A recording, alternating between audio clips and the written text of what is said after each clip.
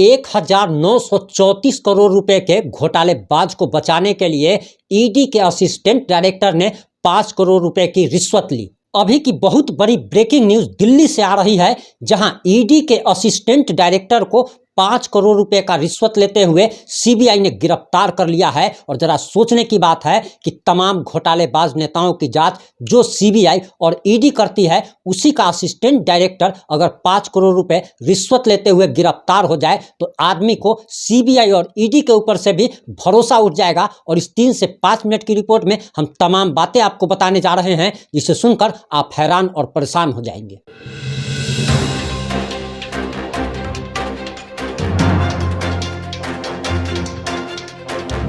नमस्कार, मैं प्रिंस कुमार सिंह और आप देख रहे हैं पॉजिटिव इंडिया। अगर अभी तक आपने चैनल को सब्सक्राइब नहीं किया है तो खबरों से अपडेट रहने के लिए चैनल को सब्सक्राइब कर लीजिए, और जो लोग ऑलरेडी कर चुके हैं उन तमाम लोगों को सही हृदय धन्यवाद। दरअसल जब भी किसी घोटालेबाज नेताओं के खिलाफ जांच करनी होती है तो कहा जाता है कि सीबीआई से जांच कराइए, ईडी से जांच कराइए। वहीं कहीं पर कोई भी बड़ी घटना हो जाती है तो लोग सीबीआई जांच की मांग करते हैं, और ये जांच की मांग इसीलिए की जाती है ताकि लोगों को सीबीआई और ईडी पर अटूट विश्वास है कि सीबीआई और ईडी निष्पक्ष जांच करती है, और जो पुलिस जांच में घोटाला कर देती है वो घोटाला सीबीआई और ईडी नहीं करती है। लेकिन इस खबर के बाद अब लोगों का सीबीआई और ईडी पर से भी भरोसा उठ जाएगा, और वो इसीलिए क्योंकि ईडी के डायरेक्टर को, ईडी के असिस्टेंट डायरेक्टर को 5 करोड़ रुपए के रिश्वत के मामले में सीबीआई ने गिरफ्तार कर लिया है और उन्हें जेल भेज दिया गया है। दरअसल ये पूरा मामला दिल्ली का बताया जा रहा है,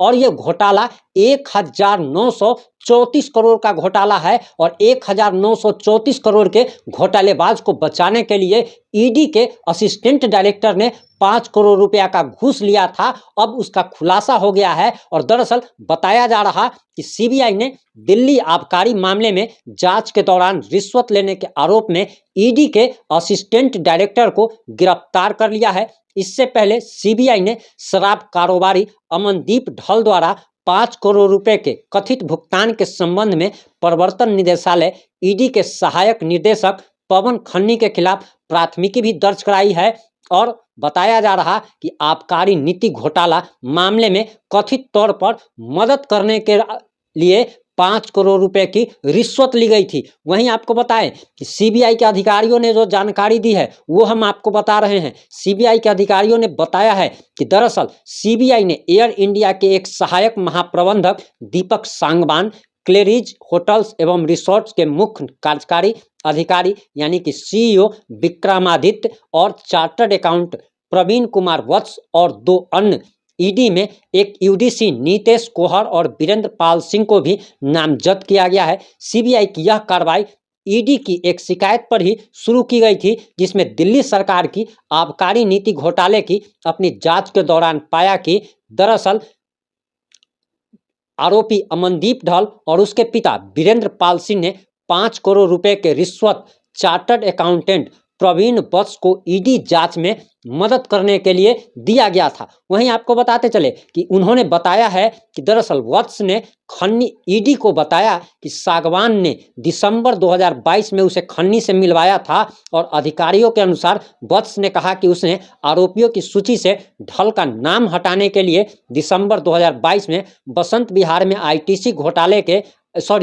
होटल के पीछे एक पार्किंग स्थल पर सागवान और खन्नी को 50 लाख रुपए का अग्रिम भुगतान भी किया था। अधिकारियों ने बताया कि ईडी ने अपनी जांच सीबीआई को सौंपी, जिसके आधार पर केंद्रीय जांच एजेंसी ने मामला दर्ज किया। और दरअसल सबसे बड़ी इसमें इंटरेस्टिंग बात यह है कि ईडी ने ही इसकी जांच के आदेश दिए थे, और ईडी के जांच के आदेश देने के बाद सीबीआई भी इसमें जांच कर रही थी। और सीबीआई ने जब जांच की तो ईडी का असिस्टेंट डायरेक्टर ही 5 करोड़ रुपए के रिश्वत लेते हुए गिरफ्तार हो गया। अब जरा सोचने की बात है कि दिल्ली का शराब नीति आबकारी घोटाला जो है 1934 करोड़ रुपए का है, और 1934 करोड़ रुपए के घोटाला को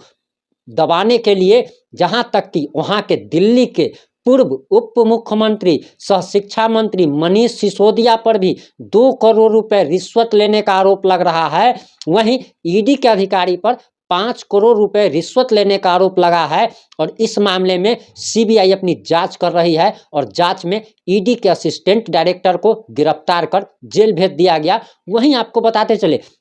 कि सीबीआई ने अब तक इस मामले में 1934 करोड़ के घोटाले के मामले में 128 करोड़ की संपत्ति भी जब्त की है और ये 128 करोड़ की संपत्ति उन लोगों की जब्त हुई है जिन पर 1934 करोड़ रुपए घोटाले का आरोप है। अब सबसे बड़ी बात तो ये है और सबसे बड़ी इंटरेस्टिंग बात यह है कि जिस सीबीआई और ईडी पर देश के तमाम लोगों का, देशवासियों का अटूट विश्वास है कि कहीं पे कोई भी अगर मर्डर हो जाता है, कहीं पे कोई घटना हो जाती है तो सब लोग सीबीआई जांच की मांग करते हैं, सब लोग ईडी की जांच की मांग करते हैं और जांच की मांग इसीलिए किया जाता है क्योंकि सीबीआई और ईडी को निष्पक्ष समझा जाता है। लेकिन आखिर असिस्टेंट डायरेक्टर के ही गिरफ्तार हो जाने के बाद अब ये तमाम बातें खुल के सामने आ गई है कि सीबीआई हो या ईडी हो, ये भी निष्पक्ष काम नहीं कर रही है और अब तक के बहुत सारे लोग जो कि नेता हैं, घोटालेबाज नेता हैं,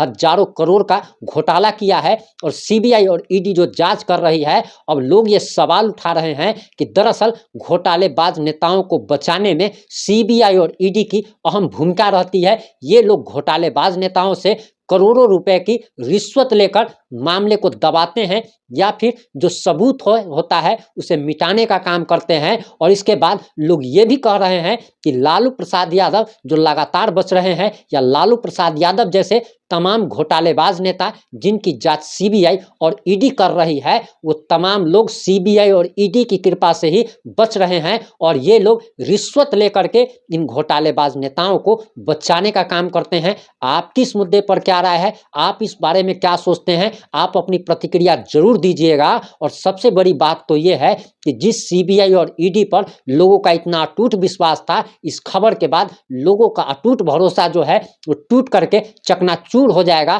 क्योंकि कहीं पे भी कोई भी घटना होती है। और आप जरा ये भी बात जरा समझने की कोशिश कीजिए कि जिस तेजस्वी यादव या फिर झारखंड के मुख्यमंत्री हेमंत सोरेन हो या तमाम ऐसे नेता या एमके स्टालिन हो या फिर उनके मंत्री हो, तमाम ऐसे लोगों की जांच अभी ईडी कर रही है, सीबीआई कर रही है, तो आखिर इस मामले को सामने आने के बाद ये कैसे भरोसा किया जाए कि सीबीआई और ईडी आगे जो इन नेताओं पर जो जांच कर रही है वो सही जांच करेगी, निष्पक्ष जांच करेगी और दरअसल इन लोगों से बचाने के लिए कोई रिश्वत नहीं लेगी। ये भरोसा अब लोगों को हो नहीं रहा है। और सबसे बड़ी बात तो ये है कि इस घोटाला के सामने आने के बाद 1934 करोड़ का घोटाला जब सामने आया था तो इसकी जांच ईडी को सौंपी गई थी। ईडी के बाद सीबीआई भी इसमें आई और सीबीआई और ईडी मिलकर के जांच कर रही थी और जो लोग जांच कर रहे थे वही लोग चोरी कर रहे थे, वही लोग रिश्वत ले रहे थे।